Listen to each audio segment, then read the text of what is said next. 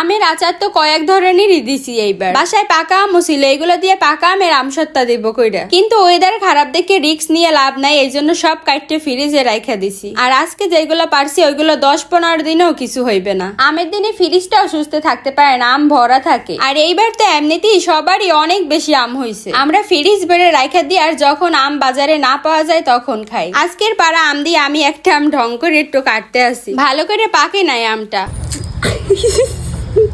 আমে মারছে এক লাফ। আম এমন করে কাটলে সুন্দরই লাগে দেখতে, কিন্তু আমার আমটা বারবার খালি লাভ দিতে আছে, কারণ ভালো করে এটা পাকে না। গ্রামে এই আমের দিনে ভাতের থেকে আম খায় বেশি সবাই, আর আম পছন্দ করে না এমন মানুষ খুঁজে পাওয়া যায় না। এইদিকে আমটা কাটলাম আমি, আর খাওয়ার পাল্লাতেছে এরা দুইজন। এইভাবে আম কাটলে নাকি আম খাইতে বেশি মজা লাগে, এইটা কোনো কথা? যাক, এরা আম খাইতে থাকুক আর আমি আম দিয়ে অন্য একটা খাবার তৈরি করি। এত আম হয়েছে, এইবার সব আম কি একভাবে খাইতে ভাল লাগে? বাসায় আমার মতো একটা রাঁধুনি থাকতে আম দিয়ে কিছু বানাবে না তা কি হয়? বেশি না, 2টা আম এমন কাইটে নিছি, আর আম দিয়ে কি বানাই তা দেখার জন্য অপেক্ষা করতে হবে। এইদিকে বাহিরে ঝড় বৃষ্টি শুরু হয়ে গেছে, আর ঝড় বৃষ্টির ভিতরে আমরা আম তো পাইছি অনেকগুলো, কই মাছও পাইছি। বাই, পরের ভিডিওতে দেখো।